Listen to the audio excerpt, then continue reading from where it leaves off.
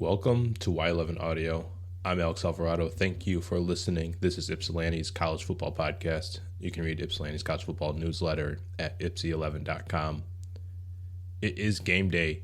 I wanted to get something out yesterday, Thursday, but with the announcements coming kind of so late and then the George Gervin statue being unveiled at 4 o'clock at the time, 4 or 5 o'clock-ish, I figured, can't really do anything for Thursday. It's better to just hold everything for Friday, even though most of the listens for this episode will probably happen after the Howard game, maybe, which is totally fine. Still wanted to get something out there, still wanted to give you something to, even though you might be listening on the way back from the game, even if you're not listening to this before, still want to give you something good to listen to, something that'll still kind of hold up. And still just kind of keep up with recording a couple times a week as we are in week 1 for realsies.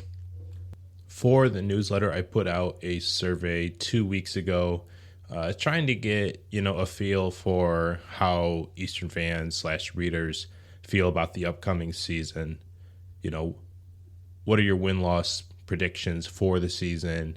And on a scale of 1 to 7, what was your kind of confidence of each pick that you made, whether it be for, a loss? Did you feel not so confident in Eastern getting a loss? Do you really think Eastern's going to dunk on somebody? You would probably give them a 7 in the win column. Pretty self-explanatory, plus some conference champion picks as well. Looking at this, and I'm not totally surprised given that it's an Eastern-sided website giving out the responses here or giving out the survey. The responses are going to be towards the positive for Eastern's win-loss record. Of course, fans want to believe in a second jump, as hard as that is to realistically do in college football. Eastern going from 9 wins to what readers hope is an 11-1 record in 2023. Which I'm all for. However, an 11-1 record would be crazy. Crazy good. Crazy in the positive. However, is that really realistic? Is it? I mean, maybe. It's got to happen once, right? Eastern going 11-1. The one loss to Minnesota. That was the popular one. The other one where fans, were not really picking like this is a slam dunk win, like the Akron game, like the Kent State game, the Ball State game, Central Michigan, Jacksonville State, UMass, Howard. All of those are predicted to be slam dunks. Only like Western Michigan too. Only like 1 or 2 people say that Eastern would lose in there. I had about 17, 18 entrants in there. The ones where it was closer to, I'm not so sure about it that landed in the Toledo game and Buffalo. Still more wins and losses picked. However, confidence not all there. 1, 2, 3, 4, 5, 6, 7, 8. 9 of you picked EMU to go on to be MAC champions, of course. Some Toledo picks in there. Maybe a handful, and then a couple Ohio. Somebody picked Ball State to win it all. That's cool. I would hope so. Not. I don't see why. But yeah, that's a fun pick. That's very bold of you, But yeah, if you picked it,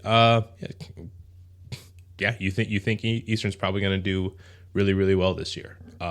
They should. They should do well for themselves. They should play respectably. If there's a jump in talent that we're not seeing yet, I'm excited to be surprised, but I'm also poised enough to be let down in some areas. There's a lot of things that can make a really good situation go bad really quickly, whether it be an injury, whether it be just foul play, whether it be penalties. It's easy to look at situations as a positive from the fan perspective and not realize that it's not totally a positive just yet. So I feel good about a lot of aspects on this team. However, we still got to see how it all plays out over the course of this 12 games, which I'm tired of, leaning on that sort of language in the preseason when the game is today, like literally in a few hours. I'm very excited for it. But I haven't seen a reason to believe in first-year players, essentially. And there's more than you think. Two of the late announcements that happened on Thursday night, I thought we were going to get him the day before, but it's okay. Tanner Knue, he's going to be the deuce, number 2. Joey Zelinski, he'll be the first one to wear number 0 for the defense. That's going to be a rotating thing that gets passed on from player to player. Coach's discretion, got to be earned. The number 2 is obviously one of the highest honors, if not the highest honor, at Eastern Michigan. They take the culture, the leadership, goodwill in the community, all that stuff. They really, really value those things. Those are very, very important to be successful in Eastern Michigan. The football will always speak for itself, of course. But in more ways than one, there are ways to be honored at Eastern, and it's really cool when there's Tanner Knue. He's the only returning starter in the wide receiver room. He's got really good hands. He's not the biggest athlete in the world. He's not a natural at football. I mean, in a way he is, but in a way he's not. He didn't. You hear of guys who didn't play until they were very, very late in high school, and sometimes will come away with scholarships. Tanner Knue had to walk on at Eastern with his friend Preston Hutchinson, who was a scholarship quarterback from Mason, Ohio. By 2020, his third season there, Knue's, he finally earned a scholarship, getting into the receiving rotation while Preston Hutchinson was coming up into the starting role as the quarterback there. Knue did well for himself there, stuck around even after Hutchinson left to Chattanooga, and has been a starter ever since. He stuck around. He stood out in a room with Dylan Drummond and Hassan Badoun when they were both coming into their own. Badoun, also a former walk-on, who was just a regular student in 2019 when he walked on. Tanner Knue, he was walk-on out of high school, PWO, but he didn't play until, junior year of high school, I believe. Junior, maybe senior year. He was mostly a basketball dude, and then he just wanted to hang out with his friend more. Picked up football, and this is where it's gotten him. He's been a leader for the receiving room, of course, while guys have dipped out, especially after Darius Lassiter left. He was the only one left. Only recognizable face left, I should say. He led the team in receiving touchdowns last year, poised to make more noise this year, should still make some acrobatic catches and big plays for the quarterback. It doesn't matter who's throwing to him. Smith, one of the backups, a trick play, doesn't matter. Knue's going to be a viable option. Maybe he'll get into the punt returning game this year. Last year was headed by both Drummond and Badoun. Knue's name is atop of the list for the depth chart with Elijah Jackson Anderson as well. I'm not really looking at it right now, but I think those are the top 2. Let's see what he's got going on there. Obviously, number 2, that is Demarius Reed's old jersey number, who died 10 years ago. This is going to be the 10-year anniversary in the middle of October when that comes around. It'll be certainly an emotional time for people that remember it, people that really knew Reed well, people that really loved him, his family, of course, everybody in his community of Chicago.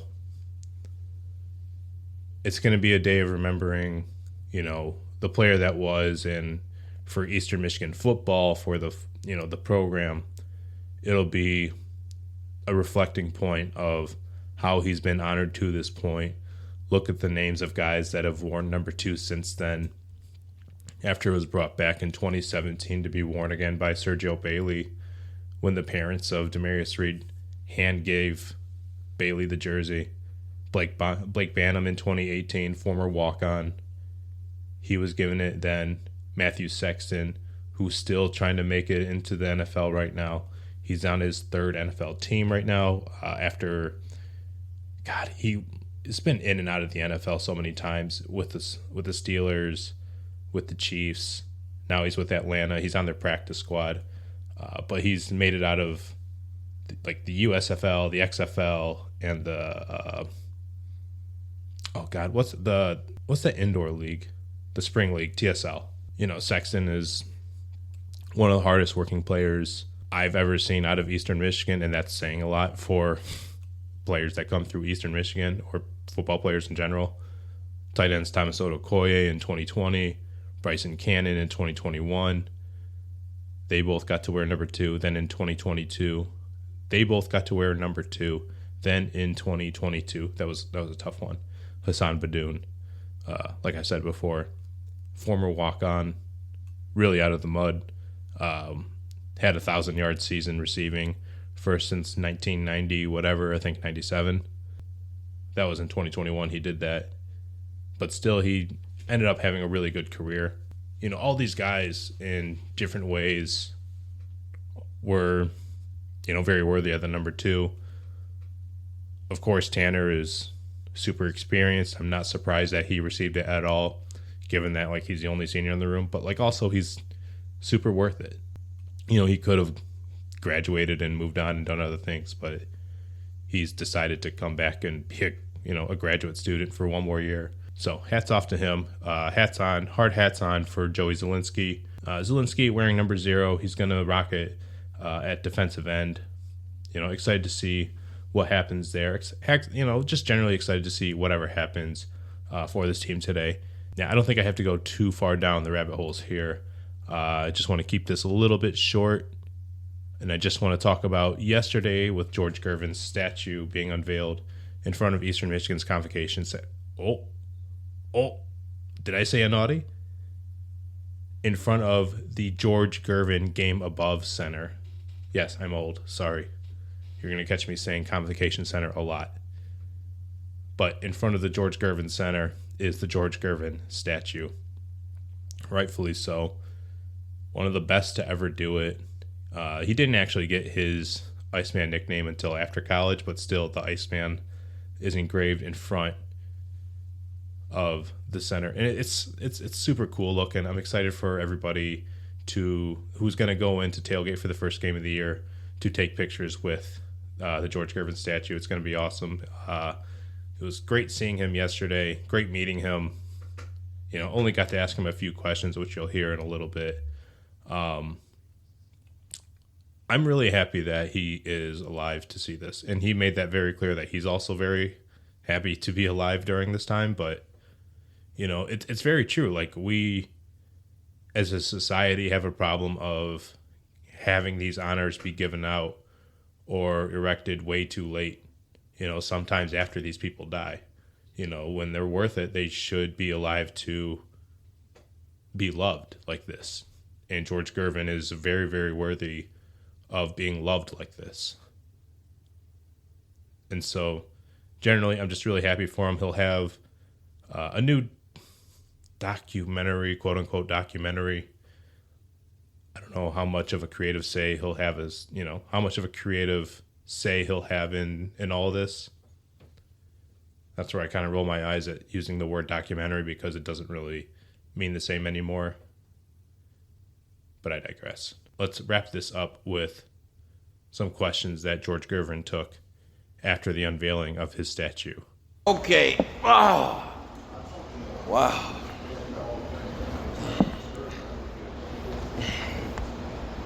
George, big question, obviously, but what does today mean to you in fewer words? Obviously, this is a huge, huge moment. You're the first athletic statue that we've seen outside of the structure.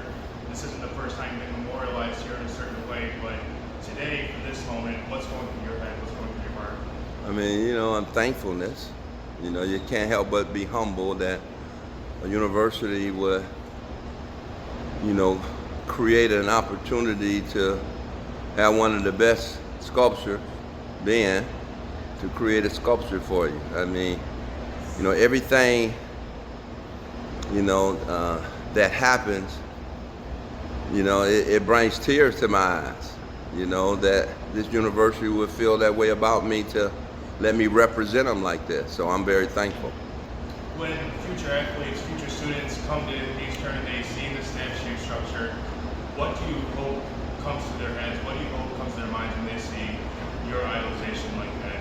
Well, being a sports player, I would hope they would look at basketball or some type of sport to be a part of this university, but education, that's what I would hope. This is a good platform. We got now one of the best cybersecurity programs here at Eastern Michigan. We got a lot to offer. So it's more than just sports. And I hope they would be able to see through just the sports aspect of it. Looking at Eastern's community as a whole, looking at how you were honored and hopefully more, alumni, are honored in a similar fashion if they earn it, right? What do you hope is the next steps for Eastern Michigan to highlight the best that happened before?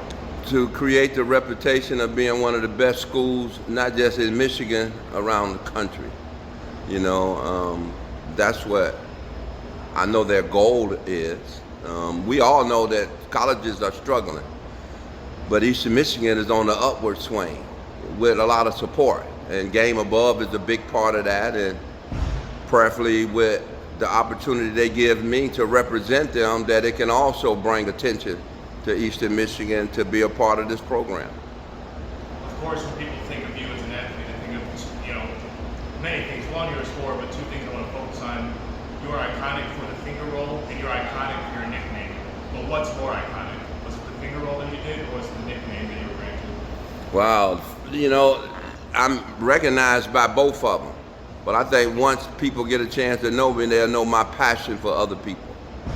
And that's what I want to be recognized for is, passion for our fellow brothers and sisters, man. I think that's what's most important, man. Because in the end, that's what really brings you true happiness, when you can help somebody else. You said you saw pictures of it. You said through the process of making this, but what was it like to see it in person in the sunshine out in front of the arena? Man, it's emotional. What I'm doing, I'm known for that shot. The purpose, is they appreciate me. A lot go through your mind, and it's all good, and I want to be a part, of this university to help draw attention to it. I accept, that responsibility, and I'll do whatever I can to make it a better place. Not a lot of people get a statue, and then not a lot of people get a statue and get to see it while it's still here. When you got the call that they were going to do this, obviously you got the arena, then you get the call of the statue. What did you do? When it's saying like with the arena, I didn't know. They put it on me when I was in the arena. It was an unbelievable surprise, and obviously I was very thankful and humbled by it. And same with the statue. I'd seen pictures of it, but that pictures is one thing, but being able to see the statue itself, it's wow, man. I'm human. How realistic is it? Well, it looked more like me then than now. I look at it and stuff, it reminds me when I was that size. It was a long time ago, but it brings, joy to me. Because that's the size I played pretty much my whole career. But to look at myself now and see how far time has went by, and I have a statue now at a beautiful university that I can see and the world can see. Come on, man, ain't nothing like it. I'm thankful. I'm thankful for the acknowledgement. comprehend that this thing's going to be here forever? Wow. I know I ain't. So how beautiful is that? You know, I mean, again, I go back to the university. You know, I mean, I'm going to be here a long time if I'm not here physically or I'm not here in life, you know. Because, you know, tomorrow anything can happen to any of us, you know. But with that type of love that they shown me, wow, y'all. You know, my mom raised me one way, is treat people like you want to be treated. And you don't have very many issues. That, for me, carried me through my life, you know. So I appreciate people, you know. This atmosphere now is creating an environment for us to recruit, you know, because this is a great university to be at, you know. When I was here back in the 70s, we were putting out a lot of teachers. You know, time had went by. Now, with the creating of this cybersecurity, we know the world is going where?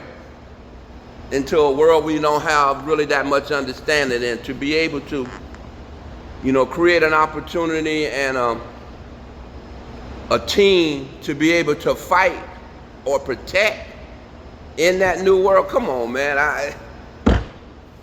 That's hard to beat, man. I mean, and we're going to be one of the best in the country.